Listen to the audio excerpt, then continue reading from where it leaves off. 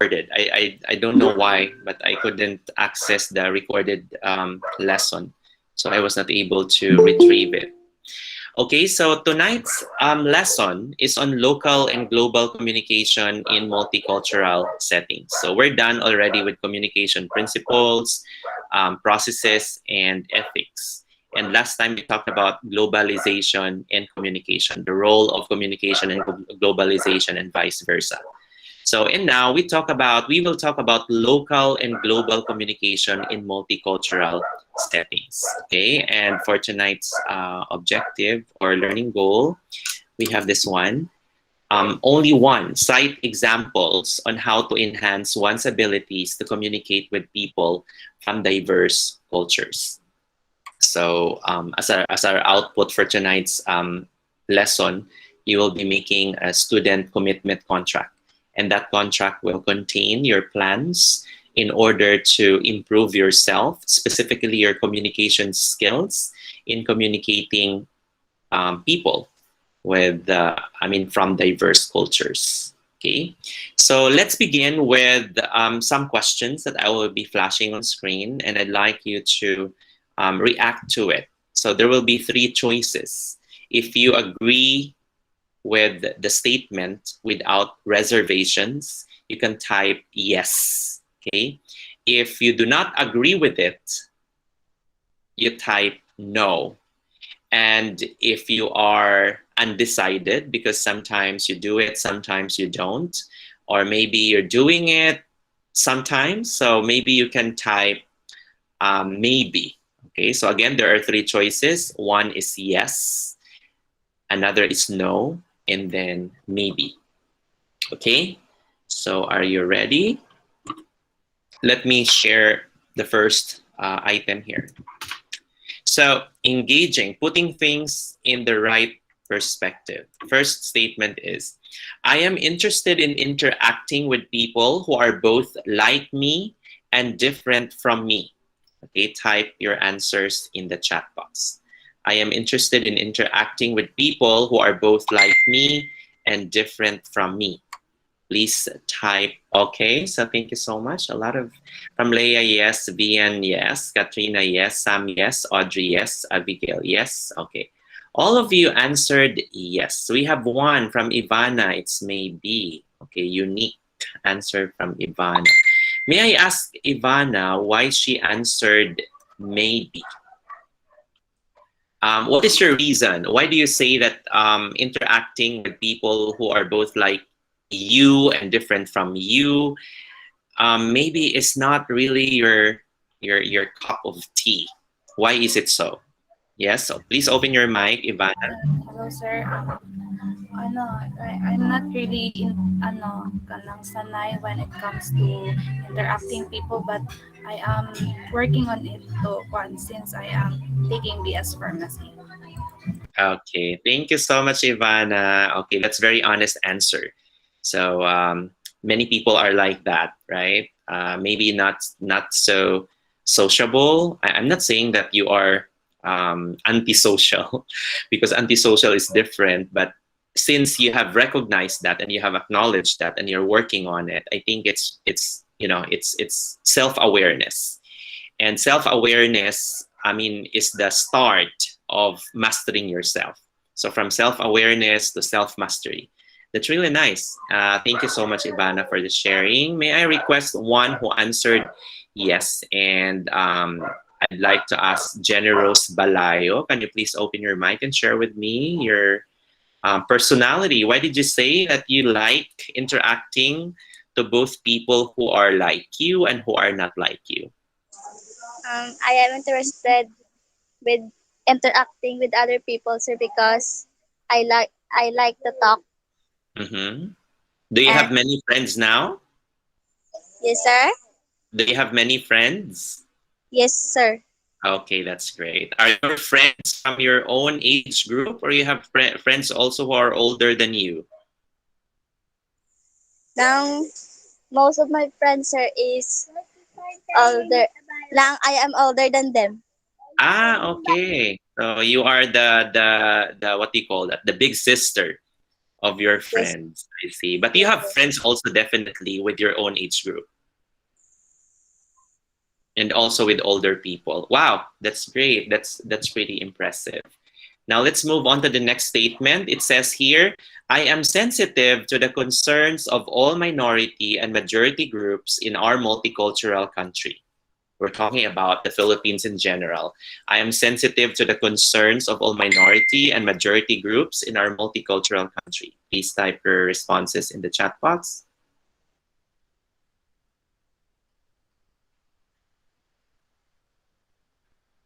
Okay, so far we did not have answers yet.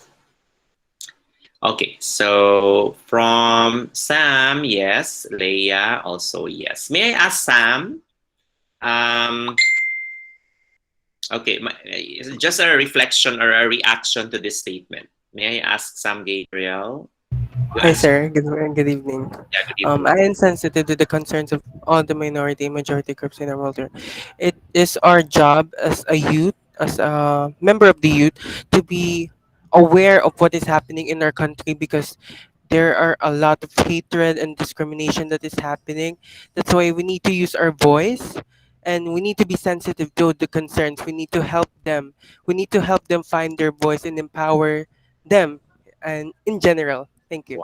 Wow, very impressive, Sam. At a young age, you already have that kind of thinking, that kind of mindset of empowering people, empowering the youth. And I guess you can be the voice of your generation, right? I know that some youth perhaps do not have the same courage, the same, the same eloquence as you have. So you can be their voice. And also empowering them means that you can make them also amplify their voice in the future, right? It's really nice. As young as you are now and you have that kind of mindset, I think this Philippines will really grow and thrive. And we hope that everybody will be able to also show concern to others. It's so nice to know, no, that young people have that kind of mindset because, although we cannot deny the fact that you are born, I mean, you were born in the era of technology, technological era. So, which means that you are digital natives. You know how to use computers, you know how to use social media. In fact, you have spent more time on social media than your, like probably, I don't know how many of you here have spent or have been spending more time online than they are spending outside or away from their computers. But generally, people are like that. And knowing the issues that are happening in the country now, we need to educate our young people to make them not only voice out their concerns, but also complement each other, empower each other, and that kind of strength that you can create can really impact on the future of this country. And I'm saying that the election is coming, right? Is fast approaching. I think it's scheduled May, if I'm not mistaken, it's scheduled May 7th, if I'm not mistaken. And many of you here, if not all, will be part of the voting population. So I hope you think about the majority groups, because if you look at here, I am sensitive to the concerns of all minority and majority groups in our multicultural country, which means that in the election, when you vote for the president, vice president, senators, let's just hope that you practice this kind of mindset. Before voting, don't be diverted to the bandwagon, for example. Sometimes if this is popular, this candidate is popular, he's buying votes, my parents will vote for him. But this time I want you to stand on what you believe is right. And you have the power. And the only way for you to make that heard or make that power or that power be heard, that voice be heard, is to really practice what you believe is right. And considering both the minority and the majority is very important, especially with yung isang programa, yung party list. No, it's very tricky because sometimes we do not pay attention so much on party list. Maybe we will just vote whatever is on the list without even realizing that party lists also are important factors in the political system in the country. So you have to vote also the right party list. who is the leader of this party list. So you have to research on that. And what are they fighting for? So is the leader capable of handling the farmers? O baka naman politician yung running dito candidate no for this party list, but this politician does not even know about farmers, but he is representing farmers. So nakakatuwa, no? There are some kind of party groups who are, which are like that. So please do be mindful of that. So that's the empowering people. Another statement is, I can sense when persons from other cultures seem not to understand me or get confused by my actions. Are you that sensitive? Do you know if someone is uncomfortable with you around? Can you please type your responses in the chat box? According to Leah, she is. Wow. You have this sixth sense. Okay, what else? Okay, Sam also answered yes. Okay. V and Grace is yes. Okay, Ivana is yes. Okay. So I am really impressed. There are 3 people here who can sense other people. Can you tell me your experience, V and Grace? It's interesting. You can sense persons from other cultures, not necessarily from other countries, but from other cultures.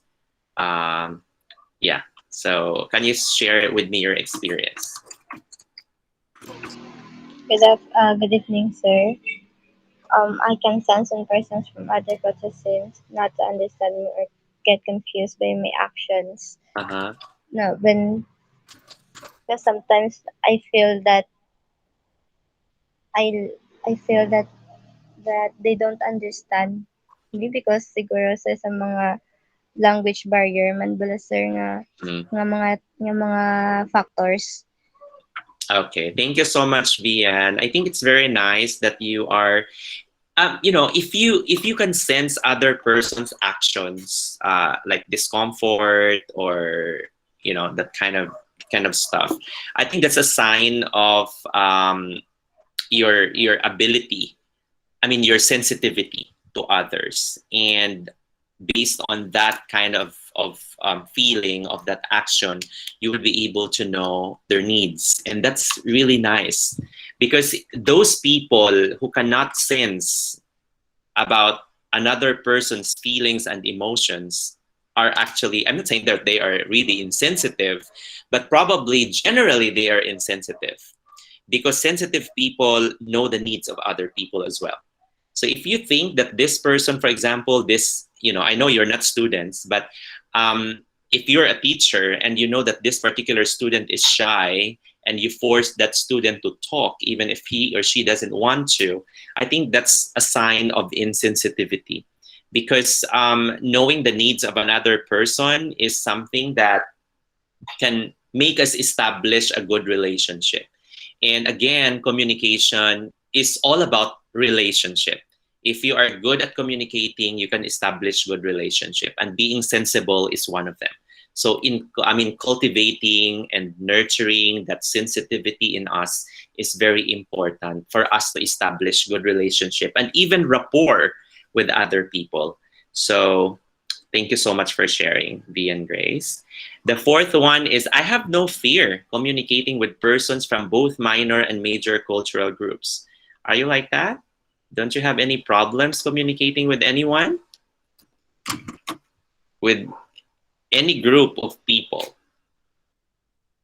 Do you think you don't have fear in doing that? Okay, so according to Vian, no. Okay, so she has fear. Still fear. Okay, who else? As a response? Okay, from Audrey, no. Ivana, maybe. Okay.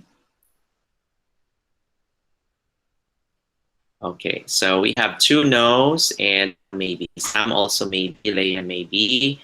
Okay, at this point in time, if I were to ask you, why do you think you haven't perfected yet that level of communication? Can you share with me what are the things that you still need to learn? Leia.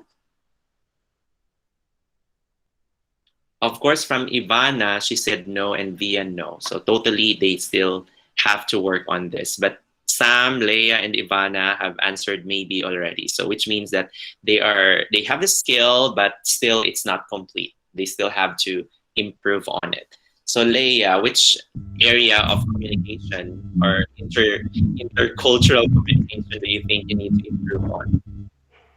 Sir, based by my experience, sir, I answer maybe because depends on the situation. Mm-hmm. Sometimes there are situation that we can communicate directly, but sometimes depends on the body language of the person you are talking about. Mm-hmm. If sometimes you can sense that it's not good to talk right now, you need to wait. Mm-hmm. That's why I answer maybe, sir. Okay. Thank you so much, Leia. Actually, that is one very threatening situation, no? When someone doesn't want to talk, but you really want to console that person. I mean, you want to help him or her, but the body language suggests or insinuates that he or she doesn't want you to come near him, right? So that's very difficult. So I think it's really a challenging situation, especially for you, having learned purposive communication in your program. So this is a challenge because part of our goal here is to teach you how to reach out and how to communicate with people in all walks of life. How about you, Sam? No, sir. Yeah, how about you? Why did you say maybe? Which area of communication, especially with minor and major cultural groups, do you still find intimidated, or yeah, you're still intimidated?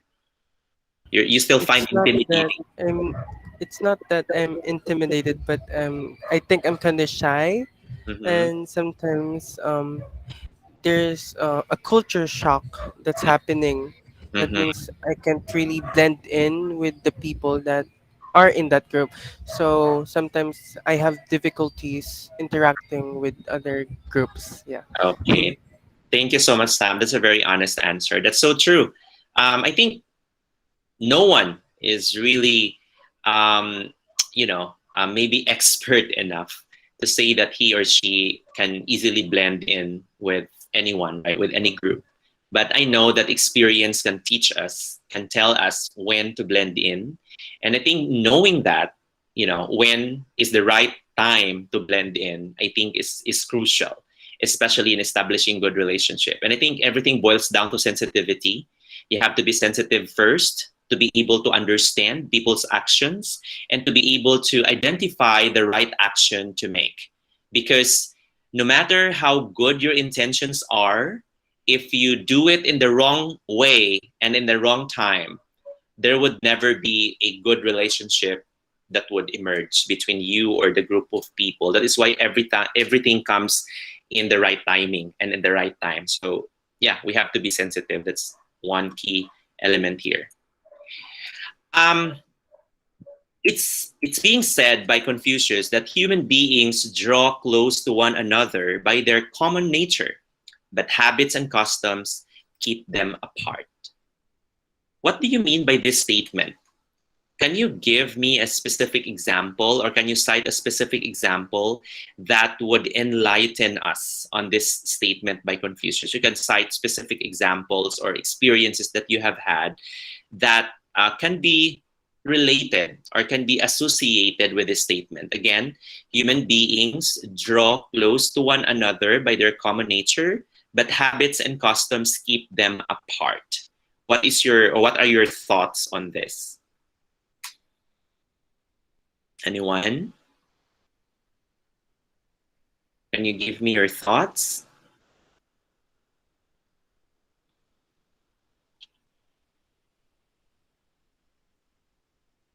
Human beings draw close to one another, but their common nature, by their common nature, but habits and customs keep them apart.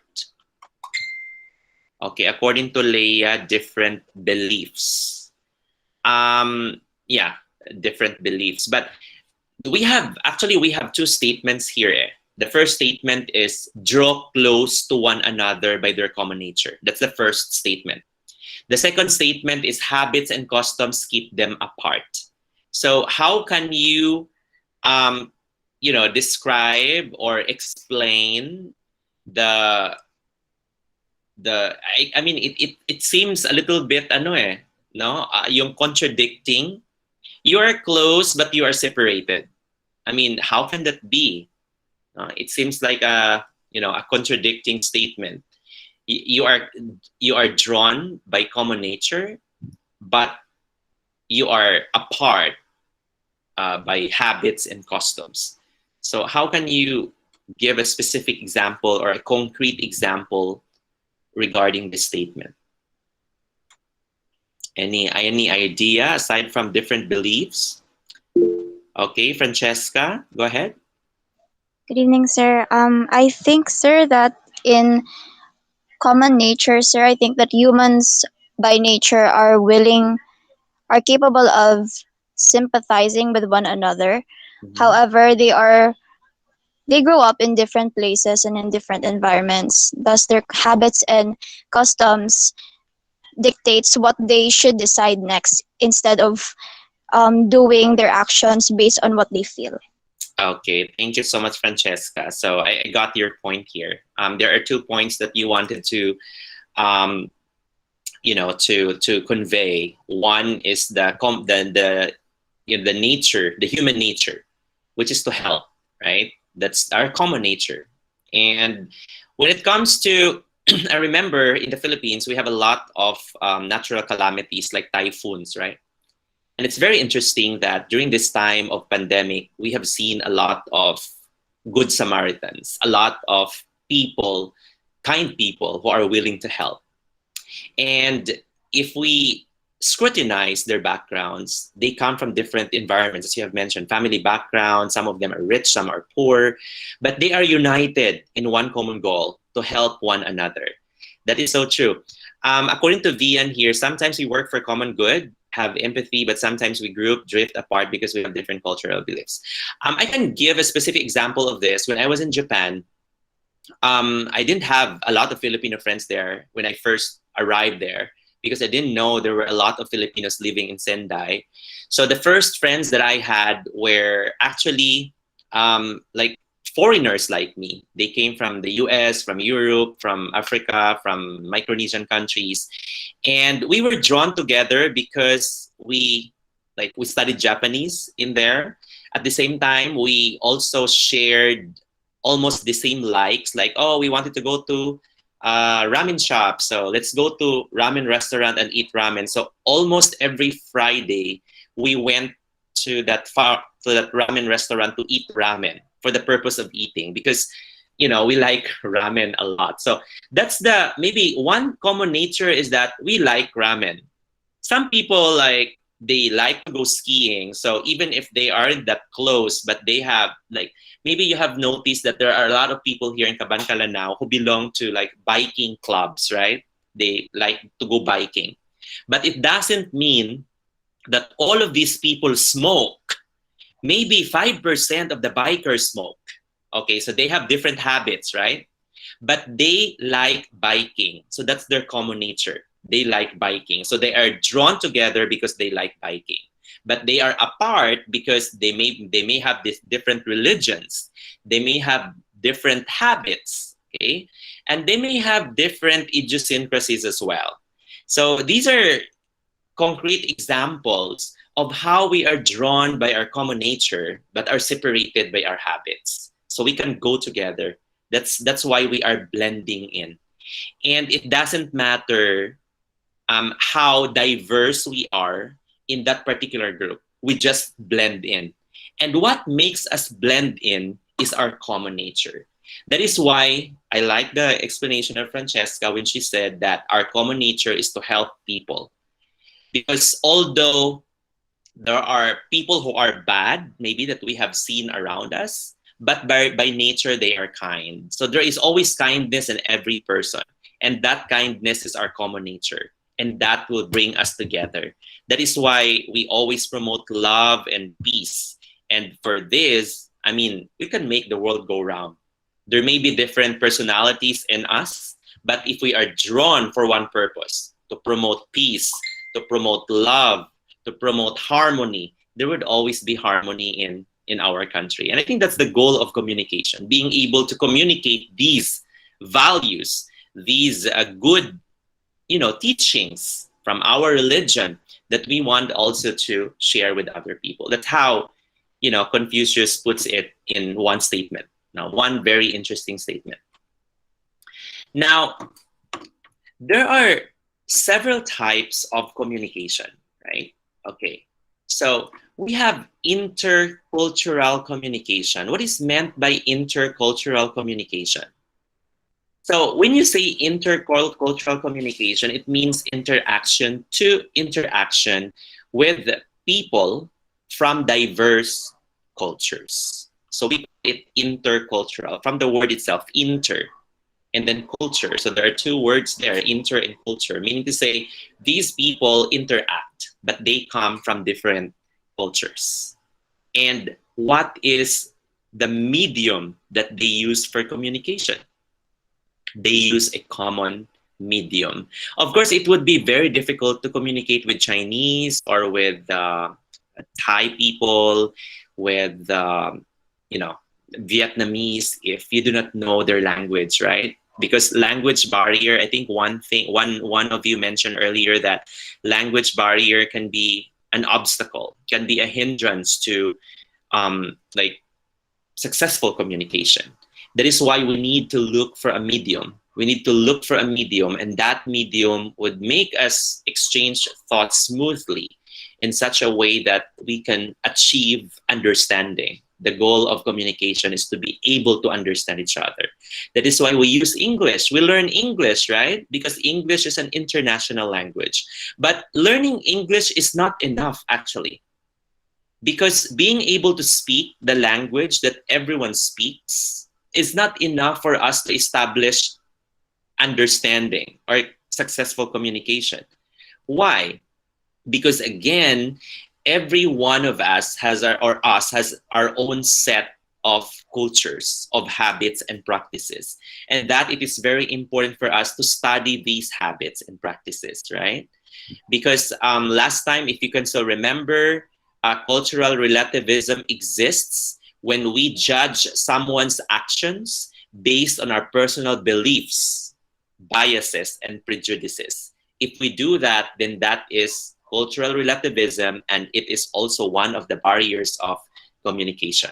So which means that for us to be able to remove the barriers to effective communication, we need first to study one's culture. Of course, part of studying one's culture is being able to speak the language that that group of people speak.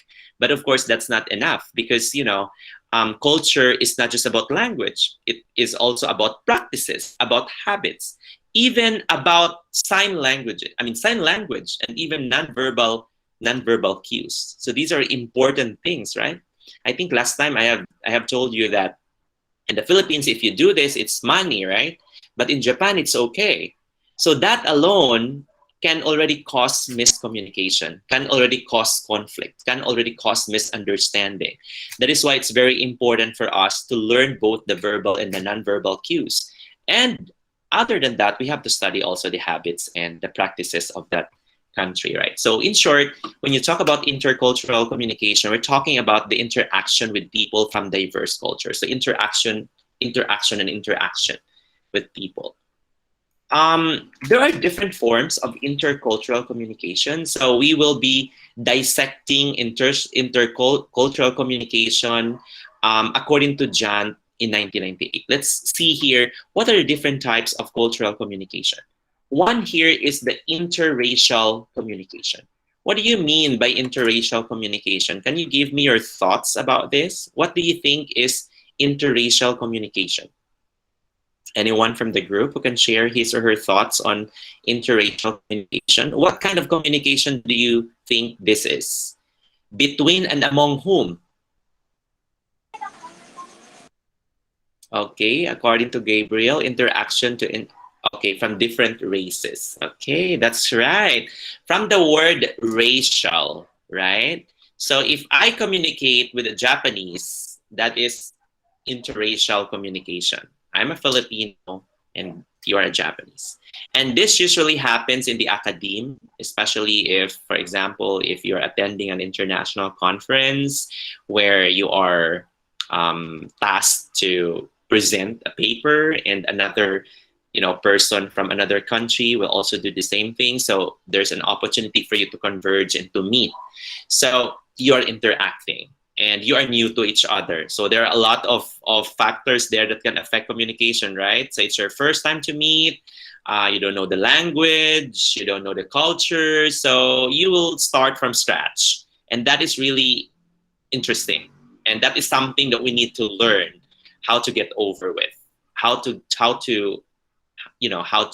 start with the conversation. That is why knowing how to do small talks is very important. Small talks are but like lighter conversation. It can be trivial conversation that we usually use to bring the real conversation into fruition. So for example, it's for your first time to meet. Parang it's not good naman no, to ask someone like, how old are you for the first meeting, right? Because in other countries, asking for age is very offensive, especially for the Japanese women. If you ask a Japanese woman of her age, that is very offensive. But in the Philippines, I don't know. Many people here ask people of someone's age. But in other countries, I know. But in the Philippines, I have noticed that there are also some people who do not want to reveal their age. Honestly speaking, asking someone his age is very personal. It's not really a good start up, to begin your conversation. It's not really a good small talk to begin your conversation with. Probably the best one is to ask for the weather. Like, oh, the weather today is fine. So maybe because in Japan, that's the usual small talk that we use, especially if we meet someone for the first time. Thank you, desu. So it's like, oh, it's a beautiful weather, isn't it? So it's the usual statement that we actually start our conversation with. So which means that when you do interracial communication, it's very important that you know the basics of small talks. I mean, of conversation, that it should start with small talks. And then after small talks, probably once you have established rapport to one another, that's the time that you can start on a deeper aspect of communication. But of course, there are taboos in other countries, but are acceptable in the Philippines. So it's very important. That's why when asking for age, you have to be very careful. Even in the Philippines, please do not ask anyone of his age. And also, please, this is one taboo that I think other Filipinos also would just, shrug about. It's asking about someone's income. How much is your salary? My goodness, that's very, very offensive, asking someone's salary. Please do not do that. Okay? Probably unless it's your family member, your siblings, probably your parents. But if you're asking other people's salary, I think that's pretty insensitive. Okay? Now, okay, so that's communicating with people from different races. Another one is inter-ethnic communication. Okay, so when you talk about inter-ethnic communication, what do you think? What kind of communication do you think this is? Can you share with me your thoughts of inter-ethnic communication?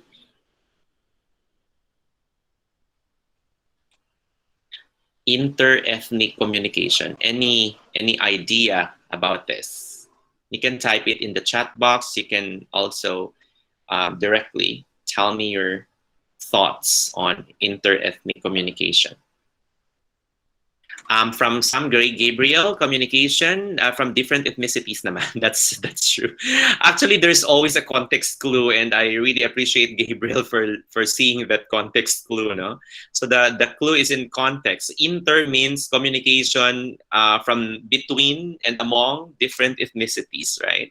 So in the Philippines, we have a lot of minorities here, right? We have, for example, in Carolan, we have the Bukidnon Carolanos. Right? the Bukidnon. We have also the Igorots, right? We have the Bajau. So when they communicate to each other, that can be a really struggle as well. Why? Because they don't know each other's language. For another, they have different practices, set of cultures. Maybe one ethnic group may practice this, but another group may consider this as a taboo. So that is a real struggle for them, and that can cause conflict and misunderstanding, right? That is why it's, even insurgencies can be very hard to stop. Why? Because of miscommunication, right? I think if the government is just probably looking into the possibilities, or yeah, I know that engaging in peace talks, for example, involves communication. They exchange words, right? And they have terms, they have conditions. But then again, if they don't agree on the terms stipulated in the conditions on the paper, still there would be no peace that can happen in that particular place, right? And that's still a struggle in the government now. That's something that I think they need to perfect. They need to master for them to be able to stop these insurgents. The solution is not to kill them, it's not to engage in war with them, but the best solution is always blood-led solution. That's peace talk, that's conversation, right? And conversation involves communication. That's why we need to, train people who can communicate well and who can engage in a sensitive type of communication. Yung tinatawag nating win-win solution, both sides can benefit from the agreement. That's something that we have to achieve. So it's interacting with people of different ethnic origins. I have mentioned about that. The Bajaus, the Igorots, the Ifugaos, the Bukidnon, so the Aitas. Okay, so there are a lot of minorities in the Philippines, so the inter-ethnic communication. We also have the international communication. So international communication is communicating between representatives from different nations. Maybe you have heard about United Nations, about UNESCO.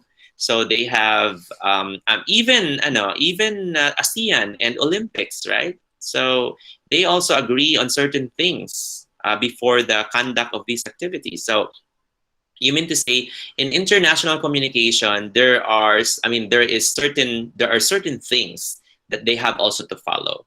That is why before our delegate will be sent to another country to join the UN or the ASEAN or the UNESCO, they need to be trained first, because every statement, every action, every behavior that they will say or they will portray in that kind of engagement would reflect the kind of country we have, the kind of people we have, and the kind of relationship that we want to establish with our neighbors, right? And because we want to achieve peace, harmony, and good relationship, then we need also to blend in properly, appropriately in these situations. And the last here is intracultural communication. What do you mean by intracultural communication? From the context clue that we have here, intracultural communication. What do you have here? Okay, can you share with me your thoughts? Intracultural communication. What is intracultural communication? So it's a communication between and among the same cultures. Okay. Okay, the same cultures. So she said here the same cultures according to Francesca. Okay, so when you talk about intracultural communication, it's interacting with members of the same racial or ethnic group or co-culture. So for example, in the Philippines, right, we are all Filipinos, but mind you, when you interact with someone, for example, you are from Negros Occidental and you will meet someone from Negros Oriental, you see the difference between our cultures, right? Probably you might see people in other places here that eat corn, right, as their staple food, while in the in Negros Occidental, we eat rice here as staple food. So you see that difference, that slight difference. But if you use it to mock someone's culture, probably for not meeting your expectations, or for not necessarily mocking, but to judge someone or to point out someone's practices based on your personal practices, or personal practices, or judge it based on your cultures, that can create actually conflict, right? We are known to be like diverse in the Philippines. There are more than 7,107 islands in the country, right? We have both small and big islands and islets. So with these number of islands, we are separated by waters. And that alone is a manifestation that we live in a diverse cultures, right? And when you go to Manila, you will notice that even if they speak Tagalog, for example, you would know, that's from Iloilo, or that's from Bacolod. Saan tayo pupunta? So that's from Bacolod. Okay, so, that alone is a manifestation of diversity, right? We speak the same language, but we have different intonations. We speak also, we have different pronunciations. That's very common. We have different accent here in the Philippines. So that's very interesting.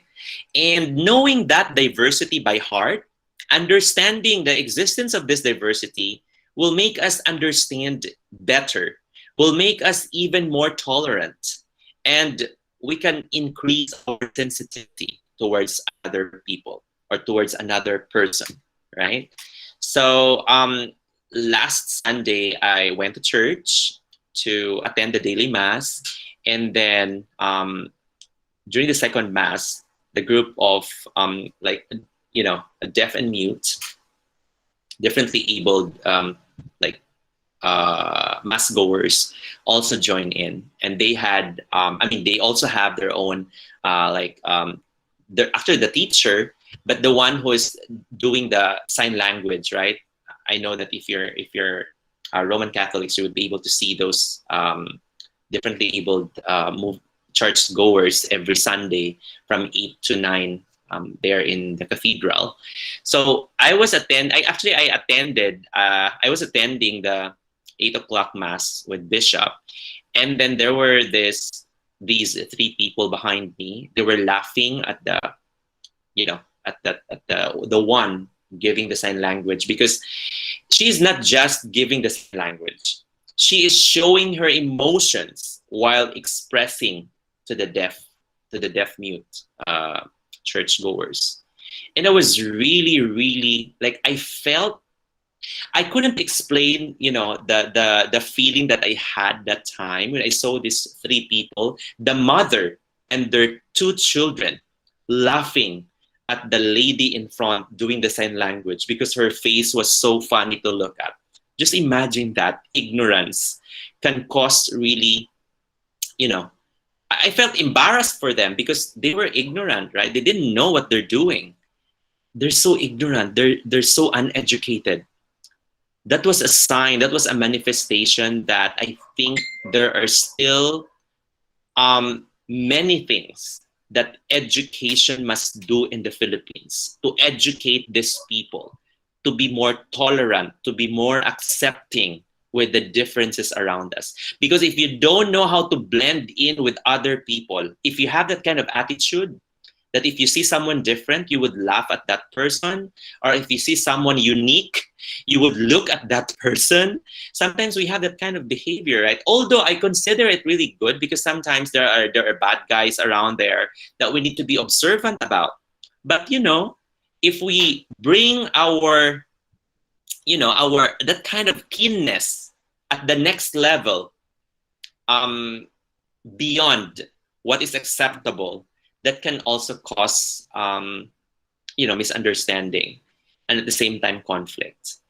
And what I did was I turned my back and I looked at them one by one, and then they stopped laughing, actually, because I was sort of, I don't want to say this, but I was pissed off. I was really frustrated.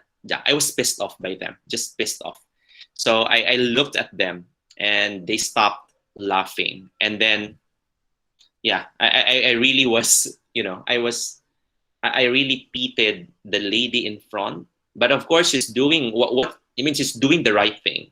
She wanted the deaf mute or those, churchgoers to understand the homily of Bishop. That's why she's giving her best and all with all the hand gestures and the facial expressions she could give to the deaf mute churchgoers. But you see, that alone is a manifestation that, there are a lot of things that need to be done here in the Philippines to advocate and to achieve acceptance, perhaps, especially for the differently abled people. They are belonging to the minority. Minority groups do not only mean those Igorots, like the ethnic groups, like the Igorots, the Bajaus, the Ifugaos, or the Aitas, but they can mean also those differently abled people, the deaf, the blind, the mute, even the LGBTQ. They belong to the minority groups. And if the majority does not or do not understand them, there would always be conflict and misunderstanding happening. That's why we need to educate. I know that you are educated now with this course that we have now. We can expand our understanding. We can even, learn how to tolerate, because tolerance can lead to establishment of good relationship. I'm not saying that we have to tolerate bad acts, because bad acts can always be different. Bad deeds are different from, accepting differently abled people. But tolerance is one thing that we can give to show sensitivity to others. Our behavior reflects what we are thinking. So if we are laughing, we are thinking something wrong, right? We are laughing at that person. So that laughing, even if we're not saying anything, that is a sign of, not good. You're not really showing the right attitude. So in intracultural communication, as we interact with the members of the same racial or ethnic group or co-culture, we need to show respect. Number one is to show respect of their actions, because every action that we make is rooted on the culture that we have, be it in the kind of upbringing that we have at home or the kind of cultural group we belong. So that's quite important for us to remember, especially when you start traveling. You will see a lot of people. Your perspectives would change depending on your interaction with other people, and acceptance will happen. Actually, I have been teaching online with Rare Job Incorporated. Rare Job Philippines Incorporated. I'm teaching Japanese students since 2011. It's been 10 years since I've joined the company. And the first encounter that I had with a Japanese student, when he pronounced the word city as shitty, I was taken aback. I was shocked, like, oh, how couldn't he pronounce the word city correctly? Why does he have to pronounce it shitty? So I didn't have so much experience with the Japanese then. So I was smiling at first, because that guy was already a teacher. He's a teacher and he's learning English, and he's pronouncing it shitty instead of city.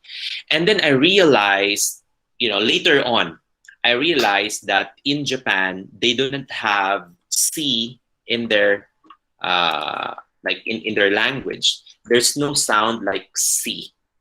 Because if you say, for example, sa, she, so, seso. So they're they do this, they're syllabic, right? So seso. So they have this sa, she, su, seso. So which means that they have this syllable she, but they don't have C.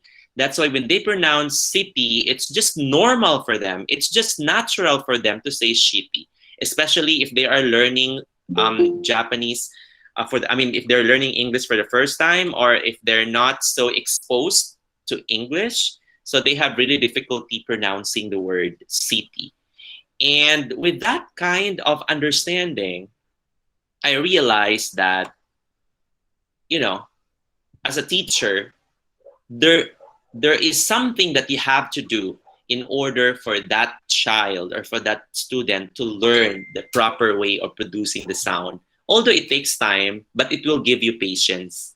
Why patience? Because you understand that they're doing this or they're saying this because of their culture, because it's part of their culture.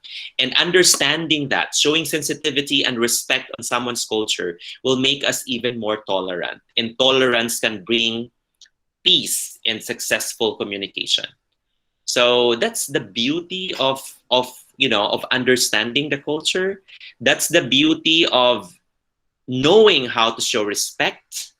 And because eventually it will lead to tolerance, it will lead to more acceptance, or to be more accepting, you will be more accepting, and it leads towards successful communication. The goal of purposive communication is to be able to achieve that successful communication that we want to achieve. And the only way for us to do that is to study purposive communication. It is the right course for you, especially that one day soon, in 4 years' time, you will become full-fledged pharmacists. And mind you, some of you here might even proceed to medicine, right, in the future. So that can be a very good benchmark for you, a good skill for you to learn, especially that you will be dealing with patients coming from different backgrounds. So there might be some miscommunication happening, a lot of miscommunication happening.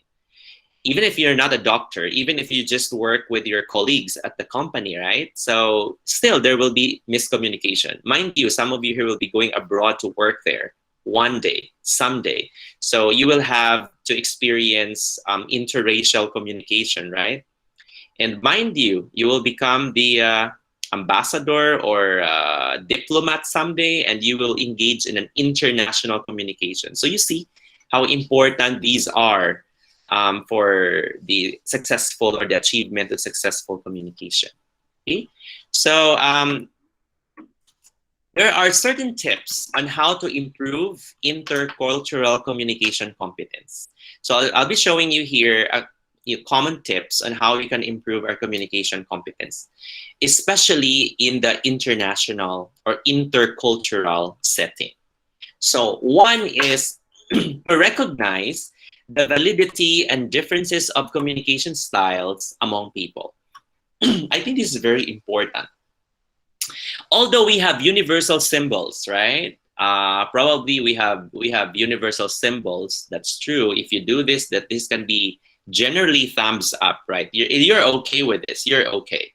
But again, in Japan, this means okay as well. So this is not this is also the affirmation, but this can also mean okay. So which means that first of all, you have to recognize that every culture has its own uniqueness, okay, differences. And that if you don't use your own culture as a yardstick or a gauge in evaluating or in judging someone's culture, then we're good to go. You're ready for interracial communication, intercultural communication in general. So which means that we have first to recognize that there are existing cultures and that your culture is just among the many cultures in the Philippines and among the many cultures in the world. There is no such thing as superior culture and inferior culture, but there is always respect that we have to show in every culture or in every person that we're dealing with. That's the beauty of diversity, right? Understanding one's cultures. I know that some of you might visit another country and you will be asked by your friend to taste this and that. And even if you don't like the food, you don't have to say, I don't like it. That can be offensive, but you have your own way of saying it in a very nice way. There's one dish in Japan that I didn't like so much. That's natto. Natto is fermented beans. I don't know if you're familiar with that, but it's fermented beans. You eat it with rice, actually. And natto is like similar to like sprouted beans in the Philippines. But natto is different because it's like a sticky at the same time. It's sticky when you put it in your finger. Like there's like a kind of watery, sticky substance that that sticks both your fingers, and then the smell is not so pleasant. But when a friend of mine, a Japanese friend of mine, offered to me a natto from Ibaraki when she visited me in Tokyo, I didn't say that I don't like it, although it looks not so tasty if you look at it. But I still tasted it for the sake of showing respect, to that person. So, recognizing is recognizing the validity of differences is very important. Okay, that's very important. Again, it boils down to respect. Oh, they're like that. Oh, I have to respect that. Oh, it's different from our country. Oh, that's interesting, right? In Cebu, they eat this and that. Their laswa is different from our laswa, for example. So the way they cook humba is different from the way we cook humba here. So you recognize the difference. You don't see that, oh, our humba is much better than your humba. So, or your lechon is not as tasty as our lechon here. So there's no point of you comparing your cultures that way. You just have to recognize that there exists, that differences exist, and that you have to be accepting. You have to show respect, and that the way you communicate, it's very important. Do not say that, oh, someone is being offended. Maybe he doesn't know that it's offensive. That's why he said that, statement. But please do not use the statement, this is me, eh. No, I communicate this way. So if you're hurt, then it's not my fault anymore because this is me. Something like that. Because if you are like that, you are not being sensitive. You are not being respectful. You are just me, I. That's a bad thing. In purposive communication, there's always we. We have to consider we. We, I, okay, I, and also you. Okay, me and you. So we have to consider that as well. But it's more of we, not I. Because if we consider I most of the time, there will never be peaceful and successful communication. So there must be give and take. And it should start from us. Okay? So another advice here is to learn to eliminate personal biases and prejudices. Last time I mentioned about judging someone's cultures based on your culture, right? Oh, we don't do that here. That's gross. Yeah, something like that, right? So it's something like that. There's one thing that I always like practice in my house. For example, I don't bring my slippers inside my house, but of course, other Filipinos do that, right? And in the US, of course, they do bring their shoes even in their bedroom. Right? But in Japan, they don't bring their shoes inside the house. They have this special part of the house known as genkan in Japan, where they place their shoes. And then they put their shoes there, and then they replace it with their sandals. And they wear sandals inside the house. So, if you understand the differences, you can show respect. Like, oh, in our house, we bring our shoes inside, but here they do not. So they do not bring their shoes. So therefore, you have to blend in. I mean, you have to adapt that kind of practice, okay? Because that's how it is in their house. So that's a sign of respect, actually. So that's something that we have to be very, very we have to be very careful about. So learning how to eliminate personal biases and prejudices, okay?